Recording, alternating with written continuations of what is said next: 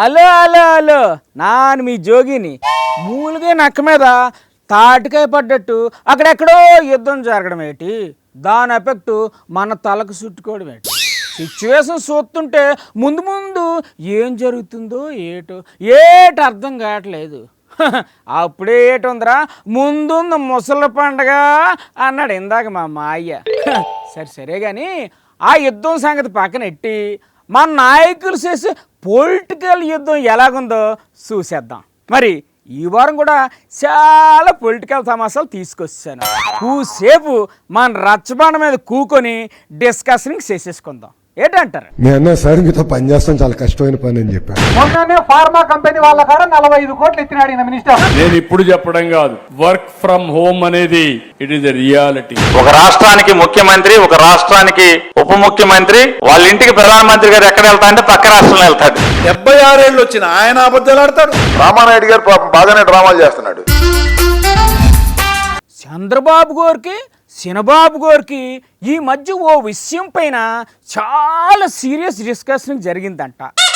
ఇలా అయితే మీతో పనిచేయడం చాలా కష్టం నాన్నగారు అని చెప్పేసి చినబాబు గారు చంద్రబాబు గారు మొహం మీద చెప్పారంట. మరి దానికి బాబు గారు ఏటన్నారో తెలిస్తే మీరంతా షాక్ అయిపోతారు. అసలు వాళ్ళిద్దరికి మధ్య గొడవ ఏటో లోకేష్ బాబుని అడిగి తెలుసుకుందాం. నమస్తే బాబు, ఏటి నాన్నగారితో మీకు తగాదా? చంద్రబాబు నాయుడు గారు మాకు నేర్పించింది ఒకటే అండి. ఏటి నేర్పించారు నాన్నగారు? ఏమైనా సాధిస్తే కనీసం 5 నిమిషాలు ఎంజాయ్ చేసే అవకాశం మాకు ఎవడైనా. ఏటి 5 నిమిషాలు కూడా ఇవ్వరా?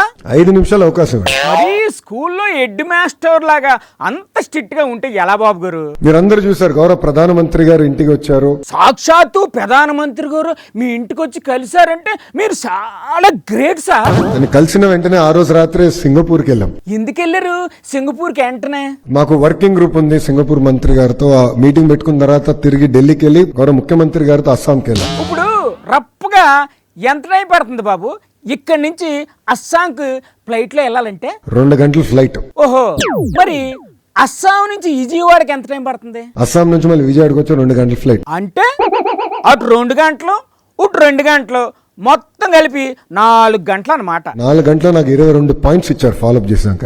ఏంటండి అన్యాయం? మిమ్మల్ని కనీసం విమానంలో అయినా ప్రశాంతంగా ఉండనిరా నాన్నగారు. అయినా ఈ మధ్య మరీ మిమ్మల్ని టైట్ చేసేస్తున్నారండి బాబు ఆయన. మీ అన్న సార్ మీతో పని చేస్తాం చాలా కష్టమైన పని అని చెప్పా. అంతే కదా మరి. కనీసం ఫ్లైట్ ఉంది, కొంచెం ఎంజాయ్ చేయండి సార్, కొంచెం ప్రశాంతంగా భోజనం చేయండి. మరి దానికి బాబు గారు ఏంటన్నారు? పిచ్చపార్టీ డిస్కషన్ చేద్దాం, ఇదే నా పిచ్చపార్టీ డిస్కషన్ అని చెప్పాడు ఆయన. పరిస్థితి బాగాలేదు, దుబారా ఖర్చులు తగ్గించండి అని ప్రధానమంత్రి గారు చెప్తే తగుదునమ్మా అంటూ ఫ్లైట్ వేసుకొని అస్సాంకి ఎందుకు వెళ్ళారు బాబు? అక్కడ ఏంటండి మీకు పని?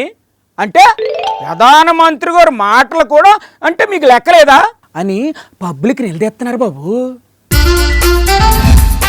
ఓ మంత్రి గారు ఆయన పిఏతో కలిసి కారులో వెళ్తున్నాడంట. అప్పుడు రోడ్డు పక్కనున్న ఓ సైట్ మీద మంత్రి గారు కన్ను పడింది. ఆ సైట్ గురించి మంత్రి పిఏ చెప్పిన మాట వింటే ఫీజులు ఎగిరిపోతాయి ఎవరికన్నా. దీని గురించే బైరెడ్డి సిద్ధార్థ రెడ్డి చెప్తున్నారు. నమస్తే అన్న, ఎవరన్నా మంత్రి? మొన్ననే ఫార్మా కంపెనీ వాళ్ళ కాడ 45 కోట్లు ఎత్తినాడు ఈయన మినిస్టర్. ఈ విషయం లోకేష్ బాబుకు తెలుసా? నారా లోకేష్ కూడా తెలియకుండా 45 కోట్లు ఎత్తినాడు. అమ్మా, నారా లోకేష్ పిలిపించినాడు భరత్ని. పిలిచి ఏటన్నారు? నాకు తెలియకుండా నువ్వు ఎట్ట ఎత్తినావు, 45 కోట్లు ఎత్తేటప్పుడు నాకు చెప్పాలన్నా లేదా అన్నాడు. ఆయనకి ఒక్క మాట అన్నా చెప్పాలి కదా.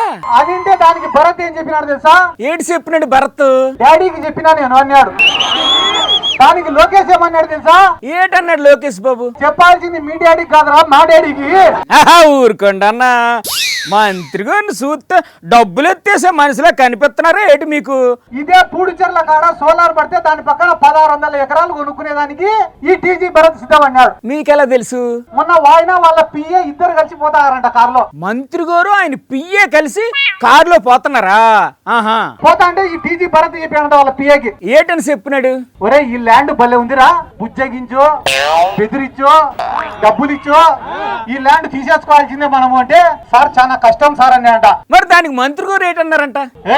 నేను చెప్తానారా ఎందుకు కష్టము, ఖచ్చితంగా తీసుకోవాల్సిందే ఈ ల్యాండ్ అంటే అయినా కూడా కష్టమే సార్ అంట. ఎందుకురా అంటే ఆ ల్యాండ్ మందే సార్ అన్నాడు. మరి ఆ మాట ముందే చెప్పాలి కదా ఆ పిఏ. అంటే యాడ ఎంత భూమి ఎత్తుతా అనేది కూడా వీళ్ళకి తెలియదు. మీరేమో మంత్రి గారు సేతు వాటం గురించి చెప్తున్నారు, అక్కడ మంత్రి గారేమో మీ మీద కోర్టులో పరువు నష్టం కేసేస్తా అని వార్నింగ్ ఇస్తున్నారు. అది చూసుకోండి మరి. మంత్రులంతా పెద్ద పెద్ద క్యాన్వాయిల్ని ఎంటేసుకొని తిరగడం బాగా ఫ్యాషన్ అయిపోయిందని సెన్సేషనల్ కామెంట్స్ చేశారు సీఎం చంద్రబాబు గారు. ఆ క్యాన్వాయిల్ను కట్ చేస్తా అని వార్నింగ్ కూడా ఇచ్చారు. పనిలో పనిగా ఆయన అకౌంట్లో ఇంకో కొత్త క్రెడిట్ ఎక్కించేసుకున్నారు. నమస్కారం బాబు గారు, ఏంటి సార్ మ్యాటరు? ఈ రోజు ప్రధానమంత్రి గారు కూడా ఒక పిలుపిచ్చారు. ఏటా పిలుపు?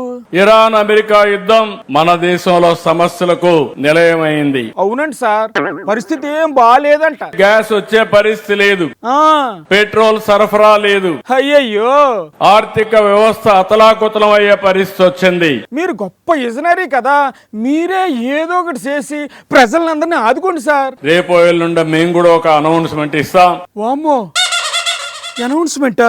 ఈ యుద్ధం వల్ల మనం కొన్ని నిర్ణయాలు కూడా చేయాలి. వర్క్ ఫ్రమ్ హోమ్ అమలు చేయండి అన్నారు మోడీ గారు. నేను మొన్నే చెప్పాను. వర్క్ ఫ్రమ్ హోమ్ గురించి మీరు మొన్నే చెప్పారా? నేను ఇప్పుడు చెప్పడం కాదు, వర్క్ ఫ్రమ్ హోమ్ అనేది ఇట్ ఈస్ ఎ రియాలిటీ.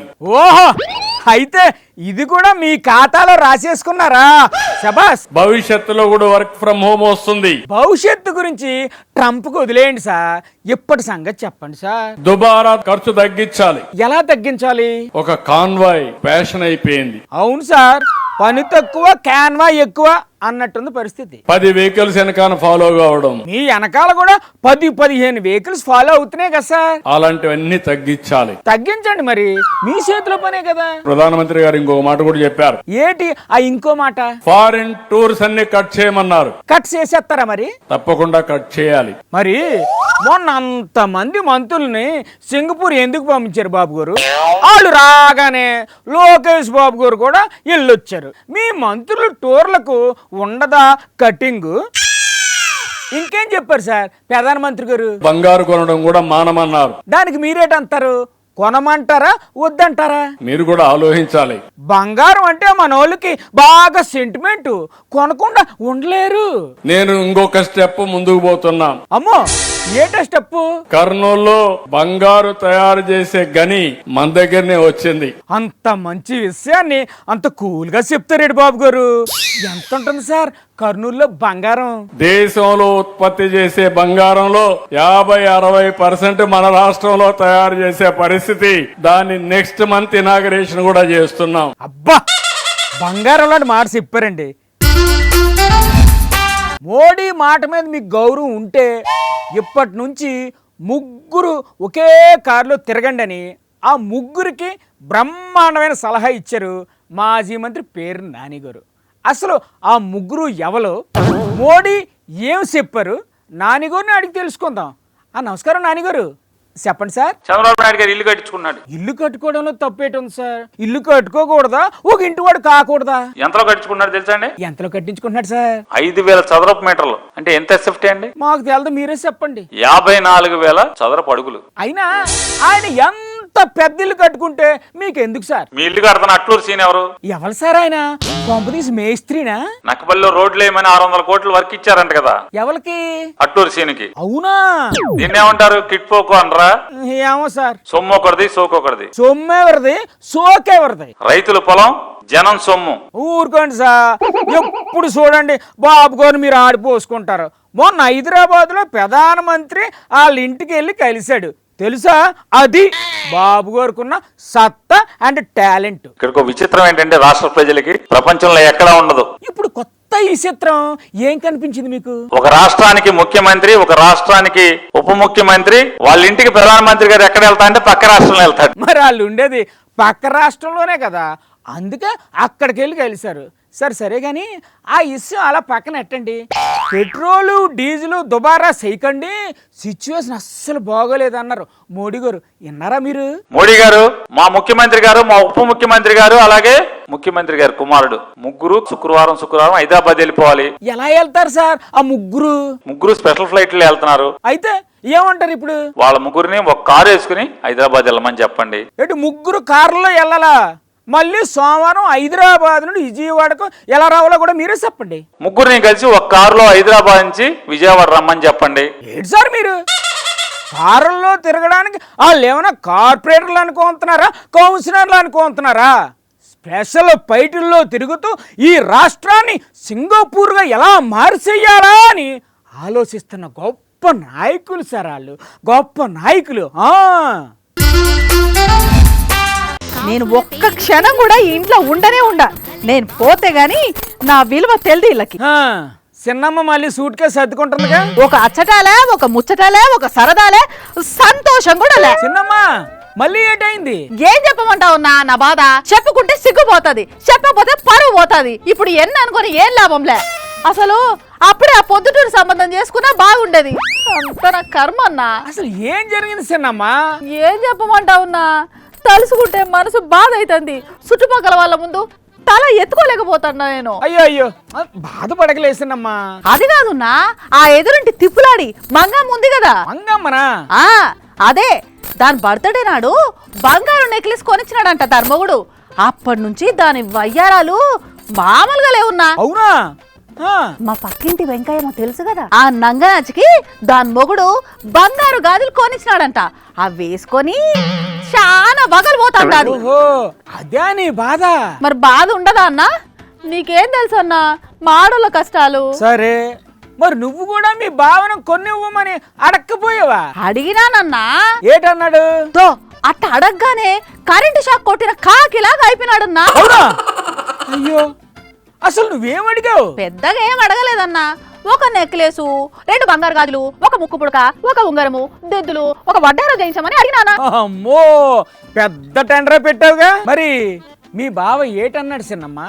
ఉన్నాడా పారిపోయాడా? నేను అట్ట అడిగినానో లేదో ఒక్క మాట మాట్లాడకుండా నా చేయి పట్టుకొని హాల్లోకి తీసుకెళ్లి టీవీ ఆన్ చేసి చూడమన్నాడున్నా. ఏం చూడమన్నాడు?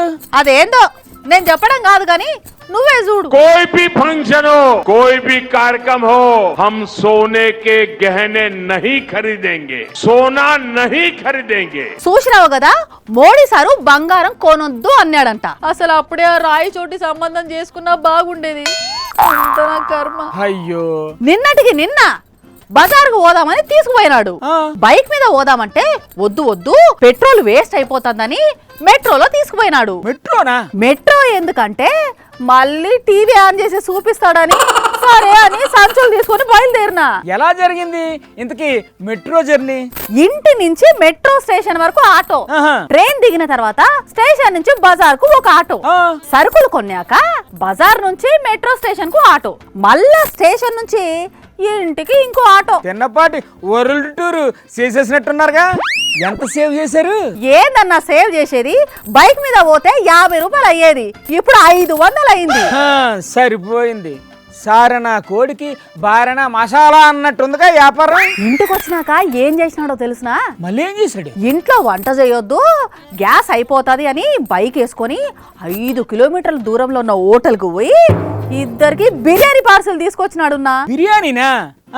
ఆ బిర్యానీలో వాడు ఏం కలిపి సచ్చినాడో ఏందో ఫుడ్ పాయిజనింగ్ అయ్యి తెల్లారి తాలికి ఇద్దరికి వాంతులు బేదలు పట్టుకుంటే ఆటో మాట్లాడుకొని మళ్ళా ఆసుపత్రికి పోయినాం. అయ్యో అంత పని అయిందా?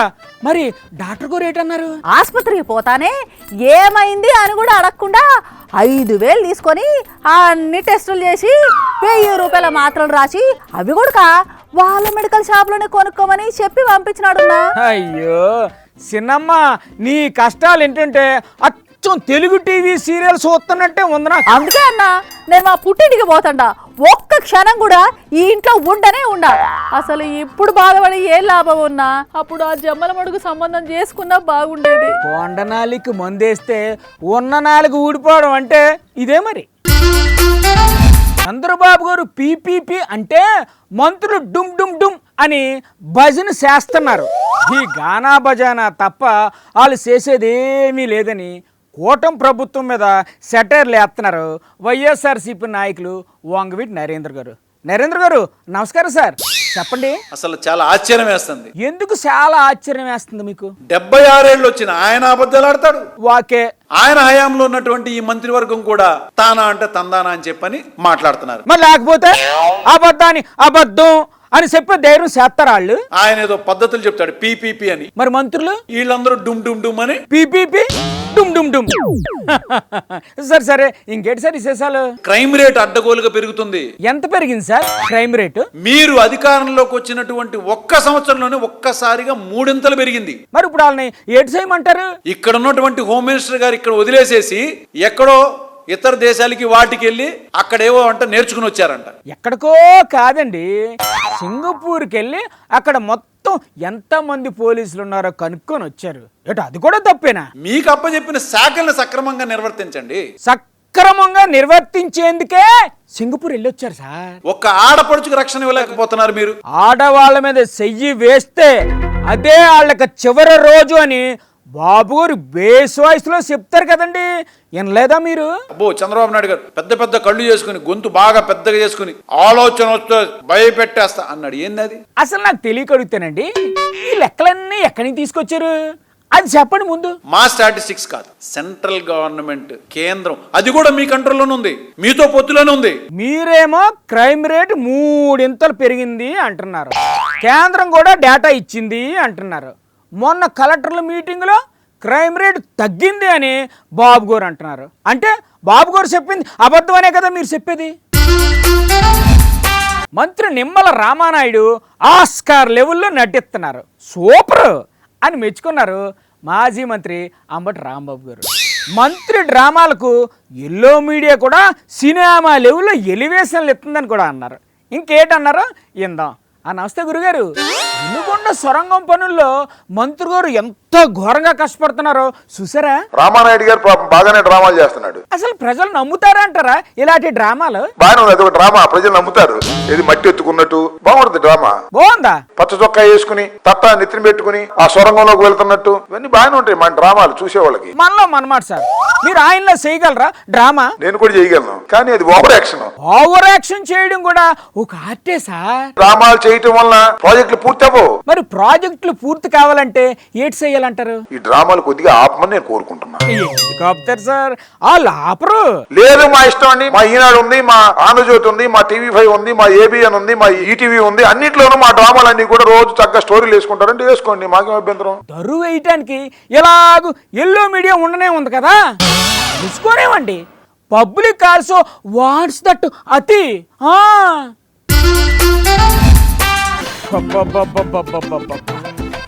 ఏమి ఎండలండి బాబు. అలా స్నానం చేసి ఇలా రాగానే చెమటలతో ఒళ్ళంతా తడిసిపోతుంది. ఒక్క పోతతో తట్టుకోలేకపోతున్నాం. ఇంట్లో నుంచి కాలు బయట పెట్టాలంటేనే భయం వేసేస్తుంది. ఈ ఎండల్లో పాపం మా తిరకాసు ఏదో ముఖ్యమైన స్టోరీ ఉందని వెళ్ళాడు. ఎక్కడ తిరుగుతున్నాడో ఏటో పాపం. తిరకాసు 10 रुपये वो कशाते कुदासाई मन का ఏటది? ఏమంటున్నావు? डाइट्स ने इट्टे कायट्टे किटे कारा कायशिमनని ఏంటి తిడుతున్నావా? ఏందినా అర్థం కావడంలా? మరొకసారి చెప్తా, జాగ్రత్తగా ఇను. ఈ మాసుగు ఒకనే కషైతే కూరేయో సో సీత పోగయ్యో. అసలు భాష ఏంటో దాని భావం ఏంటో నాకేట అర్థం కావట్లేదు. అసలు ఏంటా భాష? ఫస్ట్ మాట్లాడింది జపాన్ భాష జోగన్న, మరి తర్వాత మాట్లాడింది అది కూడా జపాన్ భాషే. మూడోసారి మాట్లాడేది చూసావా? అది వేరే భాషనా? అది కూడా జపాన్ భాష జోగన్న. ఇప్పటి వరకు మాట్లాడింది అంతా జపాన్ భాష అంటే సరిపోతుంది కదా. ఫస్ట్ సెకండ్ థర్డ్ అని ఎడదీసి సాగదీసి సస్పెన్స్ లో పెట్టి నా బుర్ర తినడం ఎందుకయ్యా? లైడర్ ఇచ్ బిన్ మేమంటాన్ జరే బెషఫిష్. ఇదేంటి మళ్ళీ ఇందాకటి భాష కంటే కొంచెం తేడాగా ఉంది. ఇది జర్మనీ భాష జోగన్న. ఓరి నాయను, ఇప్పటికిప్పుడు జపాన్ జర్మనీ భాష నేర్చుకొని ఏం చేస్తావు తిరకాసు? ఎందుకన్నా అట్లా డిస్కరేజ్ చేస్తావా? అసలు నీ దగ్గర ఉద్యోగం చేయాలంటేనే విసుగు పుడుతుంది జోగన్న. వారం వారం నీ టార్చర్ భరించలేకపోతున్నాను నేనా? ఏంటి, నేను నిన్ను టార్చర్ పెడుతున్నానా? మామూలు టార్చర్ కాదు జోగన్న. బ్రేకింగ్ న్యూస్ ఏది, స్పెషల్ స్టోరీ ఏది అని అప్పులోడు ఎంట పడ్డట్టే నా ఎంట పడతావు. ఏది చెప్పినా కూడా ఇదేం వార్త అదేం వార్త అని చెప్పి పడొస్తా ఉంటావు.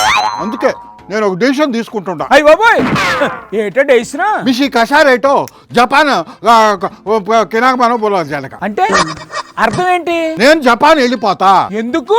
కిచి పిశాకవు పోక్కారి. దీని అర్థం ఏంటి? జపాన్ కాకపోతే జర్మనీకి వెళ్తాను అన్నాను. సింగడు అద్దంకి పోయినట్టు నువ్వు జపాన్ జర్మనీ వెళ్ళి ఏం చేస్తావు ప్రకాశ్? అక్కడ రిపోర్టర్ గా ఉద్యోగంలో చేరి బాగా సంపాదిస్తా. నిన్ను మేం భరించడమే ఎక్కువ. అంతేగా అంతేగా. అక్కడెవడిస్తాడు నీకు ఉద్యోగం? జపాను జర్మనీ భాషలు నేర్చుకుంటే ఆ దేశాల్లోకి పోయి చక్కగా ఉద్యోగం చేసుకుంటా కంఫర్ట్ గా ఉండొచ్చు. తెలీదా నీకా? ఎవరు చెప్పారు? చూడు ఒకసారి అటు చూడు. మీరు వీళ్ళకి లాంగ్వేజ్ కూడా నేర్పించాలి. ఏ దేశంలో ఎక్కువ డిమాండ్ ఉందంటే జపాన్, జర్మనీ. ఇప్పుడు వాళ్ళందరూ మన పైన ఆధారపడుతున్నారు. మీరు ఆ భాష నేర్పిస్తే నేరుగా వీళ్ళు అక్కడికి పోతే ఆటోమేటిక్ గా ఉద్యోగం రావడమే కాకుండా చాలా కంఫర్టబుల్ గా ఉండే పరిస్థితి వస్తుంది. చూసావా, బాబు గారి మాటలిని జపాను జర్మనీ భాషలు నేర్చుకుంటాను. సర్లే వెళ్తూ గాని ఆఫీస్కి వచ్చే, నీతో చాలా పని ఉంది. నేను రానా? రావా? ఎందుకు? వర్క్ ఫ్రమ్ హోమ్ చేస్తా. ఇక నుంచి అడుగు బయట పెట్టేదిలే, ఇంట్లో నుంచే రిపోర్టింగ్ చేస్తా. వర్క్ ఫ్రమ్ హోమా? ఎవరు చెప్పారు? ఏంది జోగనా నువ్వా? పొద్దున్నే పేపర్లు చదవవా? టీవీలో న్యూస్ చూడవా? ఏం జరిగింది తిరకాసు? నిజంగా నాకు తెలదు. పరిస్థితి ఏం బాగాలేదు, వీలైనంత వరకు వర్క్ ఫ్రమ్ హోమే చేయండి అని మొన్న మోడీ సార్ చెప్పారు కదా. బాబు గారు కూడా చెప్పారనా? రిపోర్టర్ అన్నాక ఫీల్డ్ మీదకి వెళ్ళి అక్కడ సిచ్యువేషన్ స్వయంగా చూసి రిపోర్టింగ్ చెయ్యాలి కదా. నువ్వు ఇంట్లో పడుకొని రిపోర్టింగ్ చేస్తా అంటే ఎలా కుదురుతుంది? నీకేం కావాలో చెప్పు. చైనాలో ట్రంప్ పర్యటన కావాలనా? దంచి కొడుతున్న ఎండల గురించి ఏమన్నా వార్త ఏమంటావా? చురుగ్గా కదలుతుండే నైరుతి పవనాలు ఋతుపవనాల గురించి ఏమన్నా చెప్పమంటావా? ఓమన్ తీరంలో భారత కార్గో నౌక మునక ఏదైనా సరేనా ఇంట్లోంచే రిపోర్టింగ్ చేస్తా. అయితే ఓ పని చెయ్యి, ఇక నువ్వు ఇంట్లోనే ఉండిపో, ఆఫీస్కి రావద్దు. నీ ఉద్యోగం ఏరే వాళ్ళకి ఇచ్చేస్తా. ఏం జోగన్నా, పిలిచావా నన్న? రానన్నావు కదయ్యా ఇందాక. నువ్వు రమ్మన్నావు కదా. నా మీద దిక్కుతావా ఏంటి? లైవ్ నడుస్తుందయ్యా అక్కడ, పక్కెళ్ళి నించో. ఓ వైపు వడగాల్పులు, ఇంకో వైపు వడగండ్లు. ఈ వాతావరణం కూడా మన రాజకీయ నాయకులాగా బొత్తుగా అర్థం కాకుండా తయారైపోయింది. ఎదరైనా పాలిటిక్స్ అయినా భరించక తప్పదు. మరి ఏటి చేస్తాం? అబ్బో టైం అయిపోయింది. మరి నేను వెళ్ళొస్తాను. Bye bye.